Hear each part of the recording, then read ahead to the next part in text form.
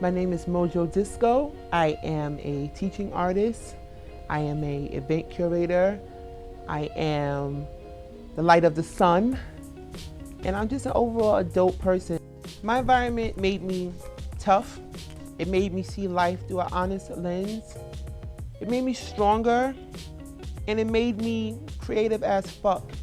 You know, when you don't have much, use what you got and create with that. And you test yourself and your ability to just be artsy and be you and a true representation of who you are. It's funny looking back on it because I don't really recall any challenges, but there were many, you know what I mean? But I overcame them. But some would definitely be things I struggle with today, like weight and health. Understanding that my lane was being paved as I was going along. You know, there was never a Mojo before me in my family, in my community.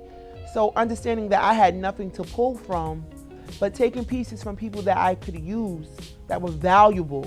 My support system and my family have always been great.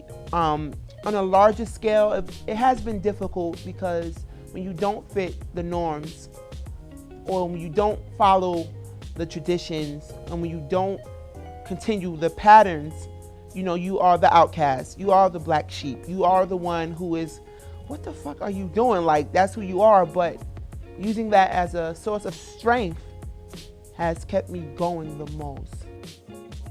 Personal style to me is extremely important because it is a representation of who you are. I hear people say, oh, I don't judge people. Girl, yes you do. You know, you gotta know what you're dealing with. So I think your physical representation is equally as important as your internal representation as well. So I try to match the two, you know, so I think I have a very, you know, lovely and beautiful personality. So I dress lovely and beautiful. I look back at some pictures and like, yo, you really thought you was doing it, but you wasn't. Like, you was busted, and it's a reflection of where we are at the time. I don't think it will ever stop. You know what I mean? And as I grow and I learn more, because I'm a student by nature, I love to learn more and I experience more and I experiment more. So naturally, my style evolves with that. With my activism, I try to bring people together first and foremost because I believe Black people, we have the ability to heal each other just by being together, laughing, joking, telling stories, sharing life experiences. So for that healing property, I always try to produce something that caters towards that. I always go to a rally to promote that. I always bring that connection everywhere I go. And that's something we get from the ancestors that wasn't taken from us via slavery or anything. We still have that ability throughout all our stresses and all our mishaps. We still have that ability to heal each other. It's a beautiful thing. Paint and poetry is a celebration of Black excellence through the arts.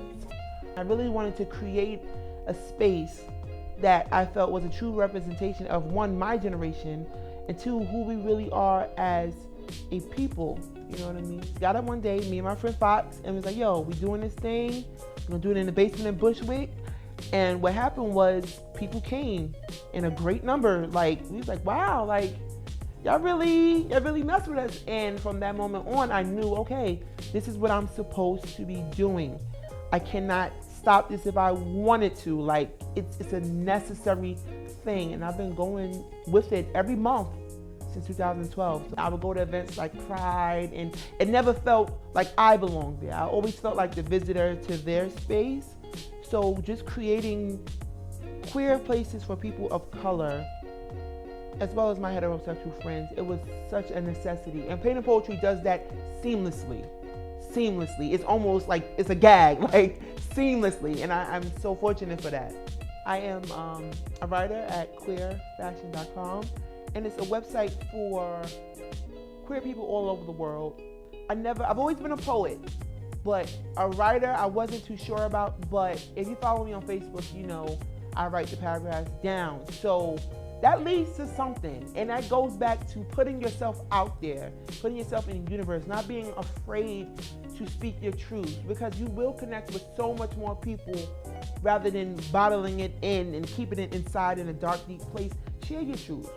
You know, life is not always easy, and I tell my supporters that all the time. I was invited to do the Femin little editorial thing from my friend B Hawk, and he created the idea. So he got a bunch of us femme identifying men together, and we just slayed in the city. It was so refreshing because I find that in the LGBTQ community, it is shunned upon to be feminine.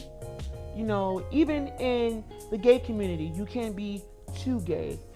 And to me, it's always been a gag, like, wow, like, I can't even be gay, right? Like, what do I have? Like, what really do I have? And getting us together in that space and realizing the different levels and complexions of being feminine and embracing our feminine side, you know, it was liberating almost.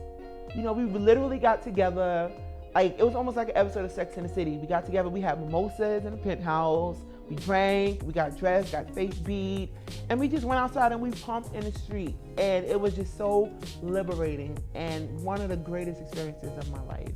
I loved it. And like, for me, it gave me that push to whenever I see another femme identifying man, or even if they don't know it yet, because sometimes you don't know, embrace it and nurture that in that person and let them know that you can be this and still be valid within yourself. You know, let's end the down low stigma. Let's end the no fats, no fins stigma. Let's just love each other a little bit louder, a little bit stronger, and understand that what works for you may not work for me, but we both deserve recognition in the spotlight. And yeah.